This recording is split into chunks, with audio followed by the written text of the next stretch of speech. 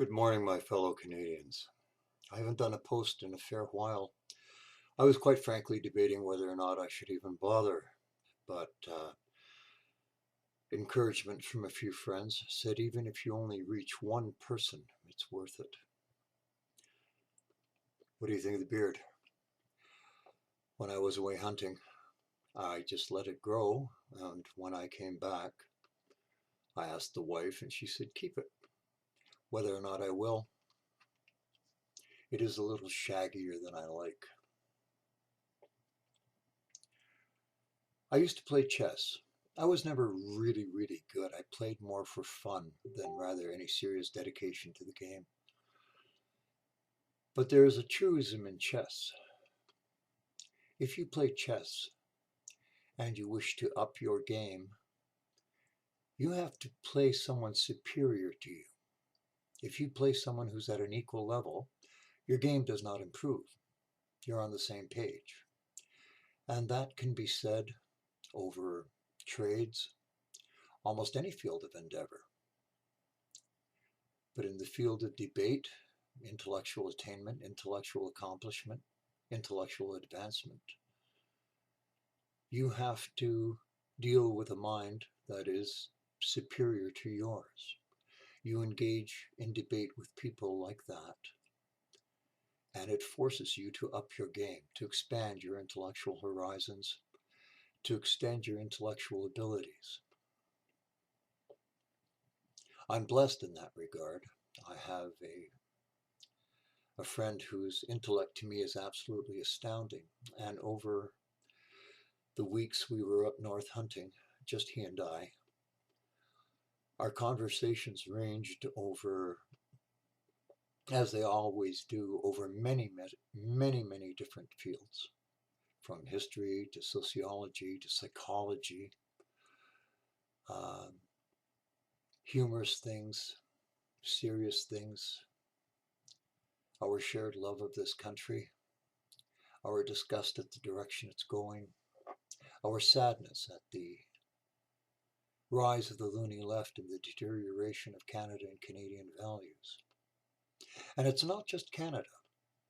You look at the United States, the left has got the bit in their teeth, and they are attempting to implement policies based on their theories. Theories are wonderful things, but theories do not bear close scrutiny when they come up against hard reality. And we talked about the rise of the loony left, the insidious infiltration they did into all fields, predominantly the educational field. While conservatives and so-called right wing were asleep at the wheel, they carefully moved themselves into positions of power, positions of authority, positions where they could dominate and dictate the pace of life to Canada and Canadians. We let them. And it breaks my heart to see what is happening to our neighbors in the South at an accelerated pace, what we've had here. Leftist rhetoric, if you've noticed. Accuse your opponent of doing what you yourself do. Trudeau calls the Conservatives divisive or divisive, depending on your viewpoint. And yet, name me a government in the history of this country that has divided us more deeply and hurt us, fractured us more than the current Liberal government.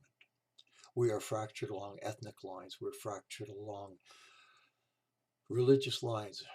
We're fractured along sociological lines. We're fractured along regional lines. They are pitting ethnicities, visible minorities against Caucasians. They're implementing policies that are designed to keep us divided. They're implementing policies that are hypocritical in the extreme. new immigrants being exempt from medical testing, illegal immigrants that we still have coming over the border. They keep that very quiet. And they are exempt from medical testing. It's a funny thing. I don't follow politics perhaps as closely as I should. A friend of mine crunched the numbers. In the last election, less than 50% of eligible voters actually bothered to turn out to the polls. So the way it crunches out the numbers is that those who actually did turn out to vote, Trudeau is ruling with a mandate of approximately 19% of the voting public. And yet, that moron acts as if he rules with a mandate from the people, based on 19% of the vote. Tell me that this is not a deeply flawed system. I have gone on before about Trudeau and what a disaster he is. That his castigation of the unvaccinated, that absolutely asinine, inaccurate vilification of the unvaccinated and blaming them for their problems. We're seeing the left collapsing. This is one of the things we talked about over the hunting trip.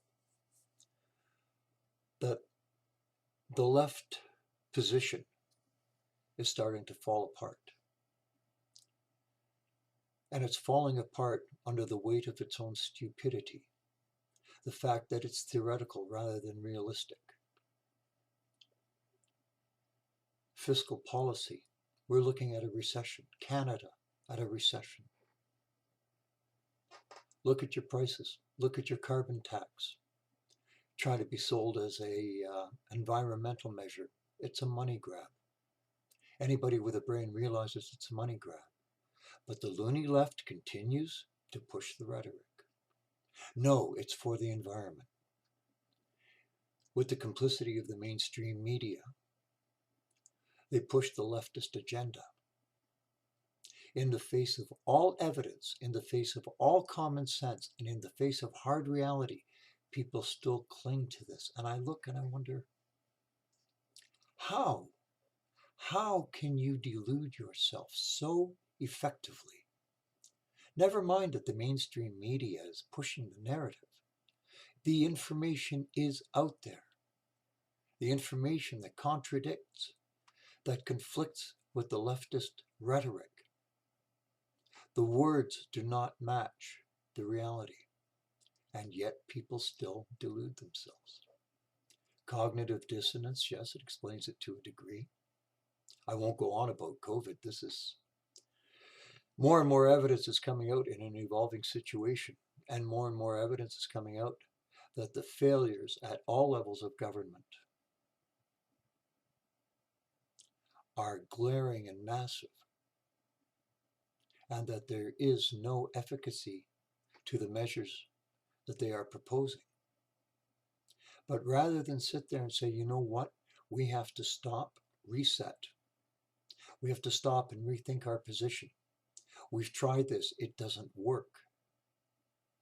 The mature approach is when you try something and it doesn't work, you stop, rethink your position, examine the evidence, see what will work, or hopefully what will work. Try something different. You can't do the same thing and expect a different result. There's that old quote about exactly that. Stupidity is repeating the same experiment, expecting different results. So we're seeing the fracturing in the left. Kyle Rittenhouse was a perfect example. They tried the same tactics that they did in the Floyd George case. They tried to intimidate the jury by taking their pictures. They tried to intimidate by having mobs outside. And the judge, God bless him, would have none of it. And the verdict, a fair verdict, came down. And all the rhetoric put forward by the left was disproven by the video evidence, thank God. And yet there are people to whom the facts don't matter. Their beliefs are more important than the facts.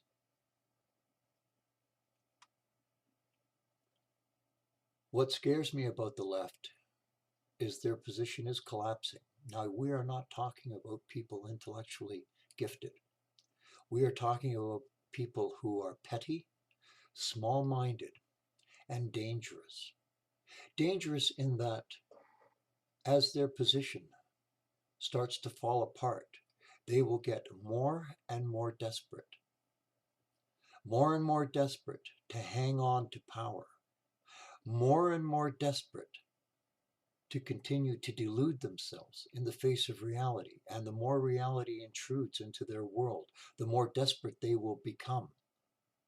They do not want to face the reality. They do not want to face facts. They do not want to face the truth. They like their self-delusion. And the more desperate they get, the more draconian they will get, and the more dangerous they will get. So do I see a potential for violence? Yes, I do. And that scares me because I never thought I would see the day when our country would devolve into street violence, but I see it coming. We've seen it with Antifa. I've seen it personally with Antifa, so-called. And how dangerous the left can be when they see their position collapsing. I've mentioned before the problem with the left. They do not seek what I was talking about earlier, upping your game. They don't seek superior minds. They don't seek alternative viewpoints. They seek positive reinforcement of their position. So they associate with other people who regurgitate the same garbage, who reinforce each other's position, repeat each other's positions back at them to reinforce them. And they do not have room in their world for a dissenting voice and a dissenting opinion.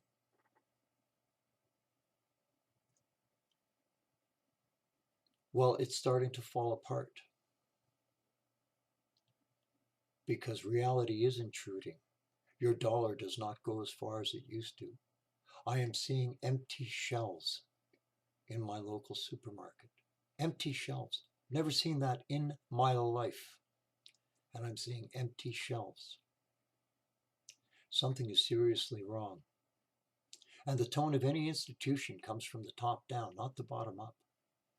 So if Canada is deteriorating, you look to the leadership, not to the people. We had a chance.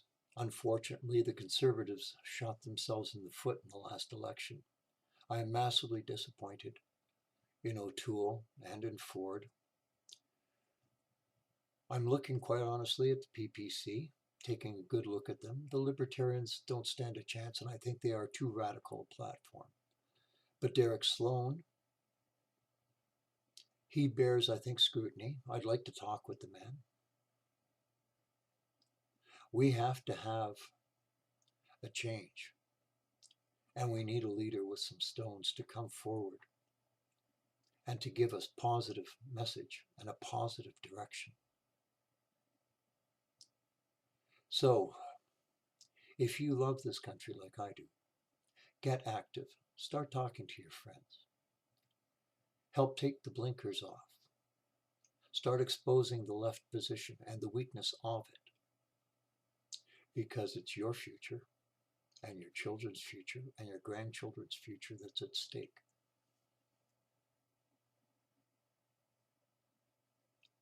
Thank you. Have a good morning.